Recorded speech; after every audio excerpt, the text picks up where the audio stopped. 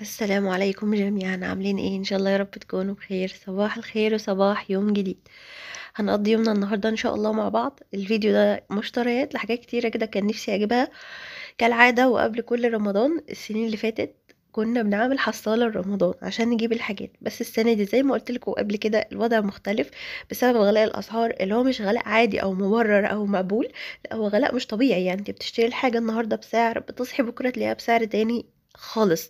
فعشان كده كان كل ما بيبقى معايا فلوس كنت بنزل اجيب حاجه. قبل ما بنزل من البيت بحب ان انا اقعد اكتب كده في ورقه وقلم انا محتاجه ايه، علشان ما انزلش اجيب حاجات اكتر من احتياجاتي. وقلت لكم كده كتير بس دايما بكرر ده. حاولي تشوفي عندك ايه الاول قبل ما تنزلي السوق. طبعا عارفين ان انا بحب الحاجات دي، فكنت شاريه الماركرز دي والقلم وكده. عادي، انا بشتري انواع رخيصه. بس بتبقى من مكتبة. يعني الواحد من دول كان ب7 جنيه تقريبا. المهم كتبت الحاجات اللي أنا محتاجاها ونزلت. المشتريات لجزئين: جزء ليه علاقة بالمطبخ أكل وكده، وجزء ليه علاقة بحاجات أنا كان نفسي فيها أوي، يعني نجدد شوية عشان رمضان وعشان البيت، بس حاجات أنا فعلا محتاجاها. الفترة اللي فاتت كلها أنا استهلاكي في الزيت قليل جدا جدا جدا جدا، ومع ذلك أنا بشتري لأنه أكيد هحتاجه في رمضان. أنا عارفة الوضع مختلف، هيبقى فيه عزومات. الناس بتوع هو رمضان اكل بس، لا بس هيبقى في مختلف، في ناس اكتر في البيت، في عزومات في كده.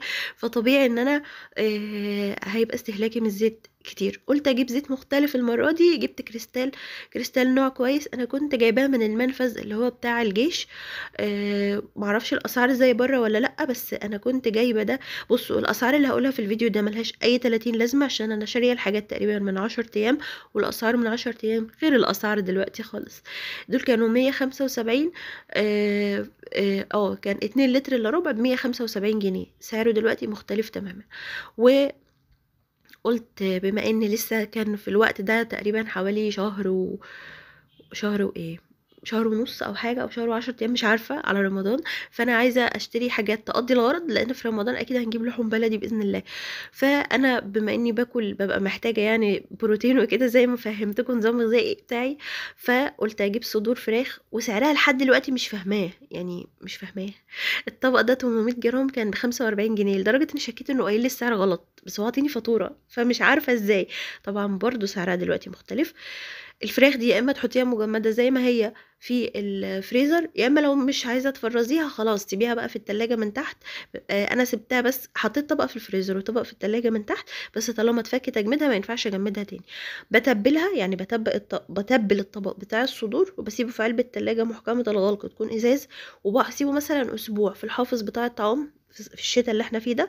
الجو كويس جدا وباكل منها عادي بقى، بشويها وبتبقى لطيفة. جبت كمان لحمة مفرومة، كان وقت ما جبت الطبق ب105، رحت اجيبه بعدها بيومين كان ب117 ونص. وممكن وقت الفيديو ده تجيبوه بسعر اغلى من كده. اللحمة دي حلوة ولا وحشة؟ هي حلوة جدا. انا حبيت اللحمة المفرومة بتاعتهم، ودي مش اول مرة اجربها. دي اللي هي بتاعت مزارع الاسماعيلية، لكن اللحمة القطع ما حبيتهاش قد كده. وطبعا انت بحريتك، لو حابة تجيبي لحمة عادية من عند الجزار مفيش مشكلة. انا جبت دول بس يقضوا الغرض لحد رمضان باذن الله. جبت 3 اطباق. انا مش هفك التجميد بتاعهم ولا هتبل ولا اي حاجه. انا بس بشيلهم من الكيس بتاعهم ومن الطبق الفل اللي هم فيه، علشان ما ياخدوش مكان زياده في الفريزر. بشيلها وهي مجمده زي ما هي، وبحطها في كيس تلاجة عادي وبدخلها عندي على الفريزر. ايه اللي خلاني اصلا ان انا افكر التفكير ده؟ انا عارفه انه انا داخله على التزامات معينه بجد هتحتاج فلوس كتير قوي. فقلت خلاص هحاول ان بند ده اقلل فيه، بند اللحوم اقلل فيه شويه. جبت كمان كوسة، والكوسة من أكتر الخضار اللي أنا بقيت مدمناه في نظام الأكل بتاعي الفترة دي. أولا خفيفة وصحية، فيها نسبة مية كويسة، فوائدها كتير. أنا بحاول أبعد عن الحاجات المتفرزة على قد ما أقدر، لأن كل ما نقدر ناكل حاجة طازة هيكون أحسن. احتفظت بالكوسة إزاي؟ عايزة أقول لكم عندي في الوقت اللي بسجل لكم فيه ده بقالها أسبوع. حطها بره التلاجة، حطها في كيس كده شفاف وقفلها كويس، بس كل يومين 3 بغير الكيس، بطلعها من الكيس واحطها على مناديل مطبخ عشان لو فيها ميه او حاجه او ندى او رطوبه كده تنشف، واحطها عادي جدا بره التلاجة وزي ما هي سليمه وتمام وزي الفل. طبعا خدت منها، بس انا بقول لكم طريقه احتفاظي بيها، يعني ما حطيتهاش في التلاجة ولا حاجه. جبت بقى شويه حاجات للبيت. جبت مربى دي فيتراك، دي جايباها من السوبر ماركت. دول 450 جرام، كان سعرها 45 جنيه. ودي مربى التين، انا ما بحبش المربى خالص، بس انا مش جايباها ليا يعني. جبت كمان حلاوة البوادي، دول كانوا 540 جرام اعتقد.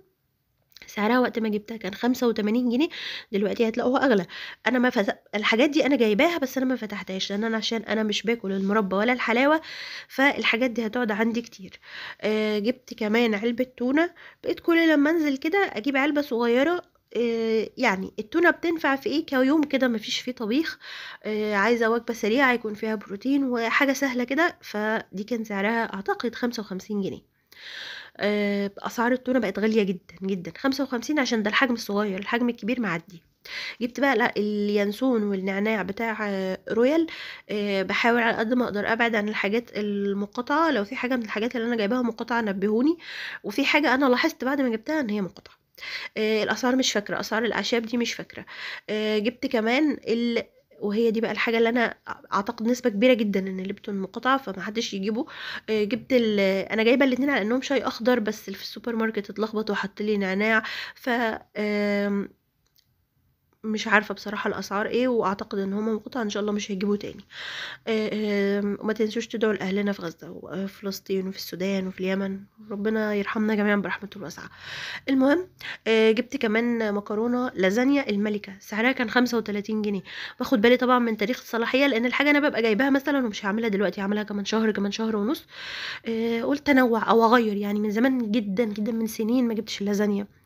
المهم، جبت كمان مكرونه الملكه كويسه دي، الخواتم دي كانت 400 جرام، سعرها كان 12 جنيه، ده انا فاكراه، طبعا سعرها دلوقتي مختلف. جبت خواتم وجبت اللي هي المرمريه دي. ليه بتجيبي حاجات مش هتستخدميها؟ علشان انا الميزانيه بتاعتي ثابته، وبيبقى معايا الفلوس للحاجات دي، فانا لو الفلوس موجوده في البيت يا اما هصرفها في اي حاجه تافهه، يا اما عموما لما اجي اجيب الحاجات بقى وقت ما احتاجها هيكون سعرها اغلى بكتير، فانا معايا فلوس الحاجه بشتريها. بس هي دي الفكره يعني. وانا بقالي كتير قوي ما اكلتش مكرونه. جبت كمان شعريه. مش انتي قلت لنا قبل كده ان انتي عندك المكرونه والشعريه؟ عندي، بس انا كنت عايزه الاحتياج اللي يكفيني شهر كامل. ف جبت كمان الشعريه كيلو، كان سعرها هو وقت ما جبتها 28 جنيه، معرفش بكام دلوقتي. المهم دي كانت كل الحاجات اللي انا جبتها للسوبر ماركت. معلش على صوتي، معرفش واضح في الفيديو ولا لا، بس انا عندي برد قليل كده، فلو في خنفان ولا اي حاجه معلش. المهم معلش. نزلت بقى تاني يوم السوق وجبت حاجات بس مش للمطبخ، وهو ده اللي كنت بتكلم فيه، ان انا عارفه ان انا على دخلة رمضان وفي تخفيضات الشتاء هبقى محتاجه اشتري هدوم ليا، هدوم لجوزي، حاجات للبيت. فعشان كده كنت كل الشهور اللي فاتت بعمل فكره الترحيل، ان انا كل شهر اجيب حاجات زياده وازنق نفسي شويه، بحيث ان انا اجي في ميزانيه الشهر ده. ما هي الميزانيه واحده، فهاخد منين؟ فمثلا كنت طول الشهور اللي فاتت الحاجات اللي انا بجيبها فرقت معايا بقى في الشهر ده، ان اتبقى معايا مبلغ محترم الحمد لله، فقدرت ان انا انزل اجيب الحاجات دي. جبت الاول حاجات معلش. جبت حاجات لزوجي، يعني جبت شرابات. جبت حاجات منين؟ الناس البنات اللي في دمياط في محل في اول شارع الشرباصي اسمه أمة التوحيد، انا كنت جايبه منه قبل كده. اسعاره حلوه ولا وحشه؟ اسعاره مش قليله، ولكن مش الغاليه الاوفر، وبالنسبه للاسعار دلوقتي اللي احنا بنشوفها فهو اسعاره كويسه. كمان انا طبعا جربته قبل كده في حاجات كتير، فجوده الحاجات فيه حلوه جدا. كمان حلو انه متكامل، يعني هتدخلي تجيبي شرابات، هدوم للبيت، حاجات داخليه، رجالي كله، عنده حاجات قطنيل ودايس وايه تاني يا ربي، وانواع كتير كده. وعنده بيجامات وعنده هدوم خروج وعنده حاجات كتير. فجبت كمان البناطيل دي، جبت اتنين. جبت واحد خفيف شويه، يعني مش تقيل قوي، مش مبطن من جوه، والتاني سعره مبطن. بصوا مش فاكره الاسعار قوي عشان الفاتوره كانت راحت مني، ولكن البناطيل مثلا بتبقى حاجات ب 200 وي وحاجات ب 300 وي، وهو اصلا وانت بتحاسبي لازم بيعمل لك خصم 10% على الحاجات اللي انت واخداها. فالاسعار بتاعته معقوله، مش غاليه ولا حاجه. عنده مثلا سويت شيرتات، في حاجات بتبدا اعتقد من 400 500 600 700. طبيعي انا شايفه انه في وسط الغلا ده الاسعار مقبوله، وبرده زي ما قلت لكم الاسعار دي مش نهائيه، يعني ممكن تشتري حاجه ب 700 وحاجه، تيجي تحاسبي تلاقيها ب 640 630 وهكذا، وفي اسعار اقل من اللي انا بقولها كمان. جبت كمان حاجات ليا بس مش هشاركها معاكم الفيديو ده، هشاركها في فيديو تاني ان شاء الله، عشان هدوم بقى وحاجات حريمي كده، فلما يعني ايه اعمل فيديو كيوت ورايق ابقى اوريكم انا جبت ايه. جبت كمان بقى حاجه كنت بصوا بقى لي 7 سنين عايزه اجيبها، ومش عايزه اقول لكم بضرب نفسي بايه ان انا ما جبتهاش وهي ارخص من كده بكتير. جماعه اللي محتاج حاجه ومعاه فلوسها ينزل يجيبها دلوقتي. انا الجريل ده جريل تركي اللي هو دبل، يعني مش قطعه واحده، اللي هو بيبقى ليه غطا كده، ومع الضمان والختم وكل حاجه. شفت في السوق انواع كتير، في حاجات بتبدا من 700 800، خفيفه ووحشه ومش حلوه خالص. دورت قبل ما انزل، شفت على المواقع اللي هي الممنوعة، يعني اللي اسمها ايه، المقاطعة. مش هشتري منها، شفت بس ان ايه، اشوف الاسعار فيها. لقيت الحاجات 1300 1400 1500 1600. سألت الراجل في المحل اللي انا جبت منه، قال لي ان ده نوع تركي. انا هقول لكم السعر بس ما تخضوش. وفي نوع تاني ان هو النيو فلام بيبدأ من 1700 1800 وطالع. يا جماعة الجريل ب 1450 جنيه. الجريل زاد 100 جنيه وانا واقفه في المحل. وقال لي بكره، يعني انا كنت اول ما سالت قال لي 1350. بعد كده وانا بحاسب قال لي معلش هو سعره زاد بقى 1450. وجبته وحجمه 36. جبت كمان كوبايات علشان الشاي. انا عندي كوبايات للميه والعصير والكاسات والحاجات دي كتير الحمد لله، فمش هشتري حاجه انا مش محتاجاها. الكوبايه دي كان سعرها رخيص، الماركه بتاعتها اسمها سيتي جلاس، والراجل اللي في المحل قال لي ان سيتي جلاس دي حلوه.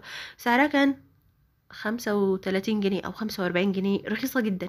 جبت كمان مجات او كوبايات القهوه دي، عجبوني قوي وسعرهم كان رخيص جدا. قلت اجيب واحد ليا وواحد للحاج.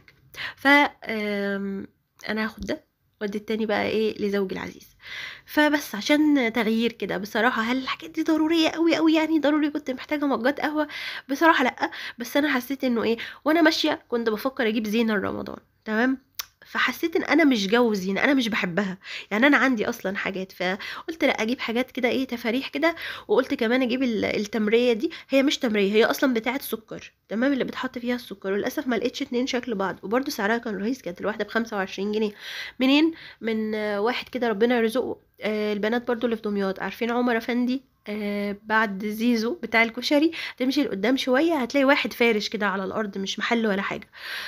جبتهم، بس انا ناويه مش هحط فيهم سكر. ممكن احط شوكولاته صغنطه كده، انا عندي البونبونيره الكبيره. بس دي ممكن قلت عايزه اجيب تمر مثلا بسيط، تحشيه لوز او اي حاجه وتحطيه فيه حاجات صغنطه كده. دول كمان مجين جبتهم، الواحد كان ب35 جنيه. برضو ببقى جايبه واحد ليا، واكيد انتوا عارفين الاحمر ليا. وبس قلت تغيير يعني عن الحاجات اللي عندي دي، الحاجات اللي انا كنت جبتها للمطبخ.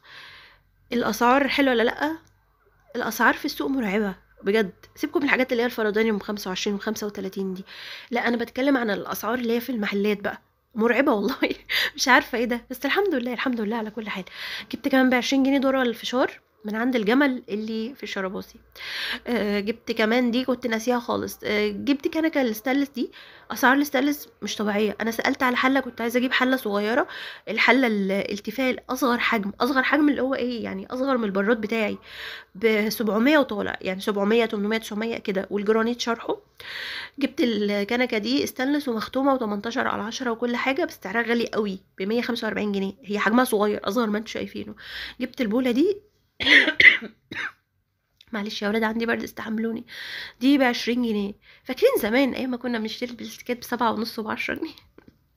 المهم بقى احتفالا بفرحتي بالمشتريات بتاعتي، او ان انا فرتكت الميزانيه، قلت اعمل لي عشاء بقى سريع. انا بتعشى بدري، يعني ممكن 7:30 8 ده اخري.